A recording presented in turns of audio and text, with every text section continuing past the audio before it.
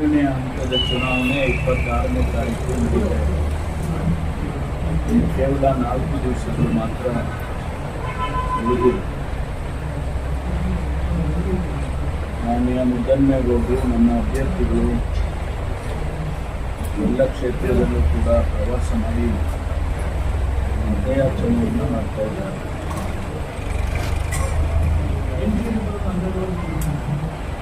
ರಾಜ್ಯದಲ್ಲಿ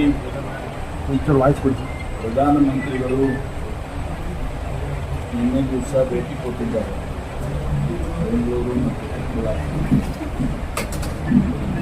ಅವೆಲ್ಲ ಬೆಂಬಲಿಸಿದಲ್ಲಿ ನಾವು ಕಾಂಗ್ರೆಸ್ ಪಕ್ಷದವರು ಕೇಂದ್ರ ಸರ್ಕಾರ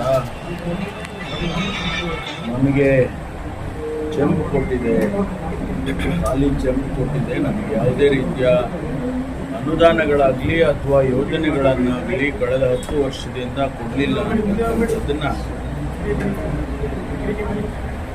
ಚೆಂಪು ಪ್ರತಿಭಟನೆ ಮಾಡೋದರ ಮೂಲಕ ರಾಜ್ಯದ ಜನತೆಗೆ ತಿಳಿಸೋದಕ್ಕೆ ಪ್ರಯತ್ನ ಮಾಡಿದೆ ಕಾಂಗ್ರೆಸ್ ಪಕ್ಷ. ಮಾನ್ಯ ಪ್ರಧಾನಮಂತ್ರಿಗಳು ಸುಮಾರು ದೊಡ್ಡ ಭಾಷಣವನ್ನೇ ಮಾಡಿದ್ದಾರೆ. ಕರ್ನಾಟಕ ರಾಜ್ಯಕ್ಕೆ ಮತ್ತು ಈ ದೇಶಕ್ಕೆ ಮಾಡಿರ್ತಕ್ಕಂಥದ್ದನ್ನು ಅವರು ಹೇಳಿದ್ದಾರೆ. ಅದಕ್ಕೆ ನಾವು ಪ್ರತಿಯಾಗಿ ವಿಶ್ಲೇಷಣೆ ಮಾಡಿ ನೋಡಿದ್ರೆ ಪ್ರತಿಯೊಂದು ಅವರು ಹೇಳಿದಂಥದ್ದು ಎಲ್ಲವೂ ಕೂಡ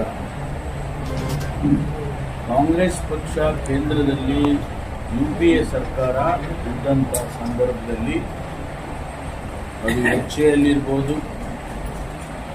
ಫ್ಲೈಓವರ್ ಇರ್ಬೋದು, ಮೆಟ್ರೋ ಇರ್ಬೋದು ಮತ್ತು ಬೇರೆ ಬೇರೆ ಯೋಜನೆಗಳಿರ್ಬೋದು, ಅವೆಲ್ಲವನ್ನು ಕೂಡ ಕಾಂಗ್ರೆಸ್ ಪಕ್ಷದ ಸರ್ಕಾರಗಳು ಇದ್ದಂಥ ಸಂದರ್ಭದಲ್ಲಿ ಮಾಡಿರೋದನ್ನು ನಾವು ಇವತ್ತು ನಮ್ಮ ವಿಶ್ಲೇಷಣೆಯಲ್ಲಿ ಜನಸಮುದಾಯಕ್ಕೆ ತಿಳಿಸೋದಕ್ಕೆ ಪ್ರಯತ್ನ ಮಾಡ್ತಾ ಇದ್ದೇವೆ. ಅವರು ಎಲ್ಲವನ್ನು ಕೂಡ ನಾನು ಮಾಡಿದ್ದೇನೆ ಅಂತ ಹೇಳಿ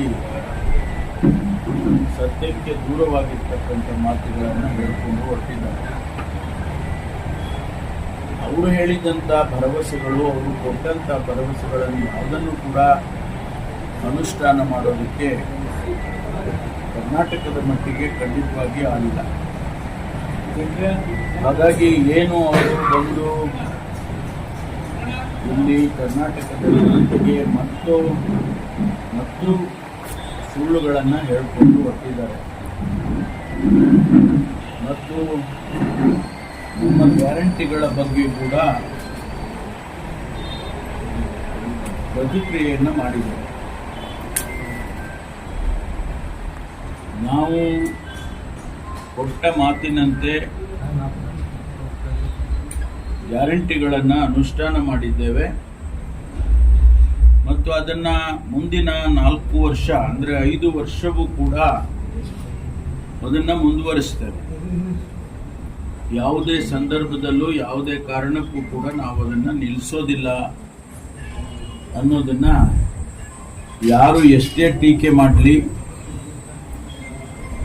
ಅದನ್ನು ನಿಲ್ಲಿಸೋದಿಲ್ಲ ಅಂತ ಹೇಳಿ ನಾವು ಜನಸಮುದಾಯಕ್ಕೆ ಈಗಾಗಲೇ ಇಡೀ ರಾಜ್ಯಾದ್ಯಂತ ಹೇಳಿದ್ದೇವೆ ಮತ್ತು ಕೂಡ ಅದನ್ನೇ ಪುನರುಚ್ಚಾರ ಮಾಡ್ತೇವೆ. ಹಾಗಾಗಿ ನಮಗೆ ಇವತ್ತು ಭಾರತೀಯ ಜನತಾ ಪಾರ್ಟಿ ಆಡಳಿತ ಕೇಂದ್ರ ಸರ್ಕಾರದಲ್ಲಿ ಯಾವುದೇ ಅನುಕೂಲಗಳು ನಮ್ಮ ರಾಜ್ಯಕ್ಕಂತೂ ಆಗಲಿಲ್ಲ. 26 ಜನ ಸಂಸದರನ್ನ ಕೊಟ್ಟಾಗ್ಯೂ ಕೂಡ ಅದರ ನೆನಪಿಗಾದರೂ ಒಂದು ಕಾರ್ಯಕ್ರಮವನ್ನ ಯೋಜನೆಯನ್ನ ಕೊಡಲಿಲ್ಲ. ನಮಗೆ ಭದ್ರಾ ಯೋಜನೆಗೆ 5,000 ಕೋಟಿ ರೂಪಾಯಿಯನ್ನ ಕೊಡ್ತೇವೆ ಅಂತ ಹೇಳಿ ಅದನ್ನ ವಾಪಸ್ ತೆಗೆದುಕೊಂಡಿದ್ದಾರೆ. ಪ್ಲಾನಿಂಗ್ ಕಮಿಷನ್ ನಲ್ಲಿ ಅಂದ್ರೆ ನೀತಿ ಆಯೋಗದಲ್ಲಿ ಕರ್ನಾಟಕಕ್ಕೆ ಹೆಚ್ಚು 5,000 ಕೋಟಿ ಹೆಚ್ಚು ಕೊಡಬೇಕು ಅಂತೇಳಿ ಇಂಟರಿಮ್ ರಿಪೋರ್ಟ್ ಕೊಟ್ಟಿದ್ದಾಗ್ಯೂ ಕೂಡ ಅದನ್ನ ಫೈನಲ್ ರಿಪೋರ್ಟ್ ನಲ್ಲಿ ಕೊಡಲಿಲ್ಲ ಅಂತ ಹೇಳಿ ಶ್ರೀಮತಿ ನಿರ್ಮಲಾ ಸೀತಾರಾಮ್ ಅವರು ಅದನ್ನ ತಪ್ಪಿಸಿದ್ದಾರೆ. ಅದರಿಂದ ಕರ್ನಾಟಕಕ್ಕೆ ಘೋರವಾದ ಅನ್ಯಾಯವನ್ನ ಭಾರತೀಯ ಜನತಾ ಪಾರ್ಟಿ ಮಾಡಿದೆಯೇ ವಿನ ಸಹಾಯವನ್ನ ಯಾವತ್ತೂ ಕೂಡ ಮಾಡಿಲ್ಲ ಅನ್ನೋದನ್ನ ಸ್ಪಷ್ಟವಾಗಿ ಇವತ್ತು ನಾವೆಲ್ಲ ಹೇಳ್ಬೋದು. ಹಾಗಾಗಿ ನಮ್ಮ ಮನವಿ ಕರ್ನಾಟಕದ ಮತದಾರರಲ್ಲಿ, ವಿಶೇಷವಾಗಿ ತುಮಕೂರಿನ ಲೋಕಸಭೆಯ ಮತದಾರರಲ್ಲಿ ಭಾರತೀಯ ಜನತಾ ಪಾರ್ಟಿಯ ಅಭ್ಯರ್ಥಿಗಳನ್ನ ತಿರಸ್ಕಾರ ಮಾಡಬೇಕು ಮತ್ತು ಕಾಂಗ್ರೆಸ್ ಪಕ್ಷಕ್ಕೆ ಹಿಂದೆ ತಾವೇನು ಮತ ಹಾಕ್ತಾ ಇದ್ರಿ ಅದೇ ರೀತಿ ಅವರನ್ನ ಗೆಲ್ಲಿಸ್ಕೊಡ್ಬೇಕು ಅಂತೇಳಿ ನಾನು ವಿನಂತಿಯನ್ನ ಮಾಡಿಕೊಳ್ತೇನೆ. ತುಮಕೂರಿನ ಮಟ್ಟಿಗೆ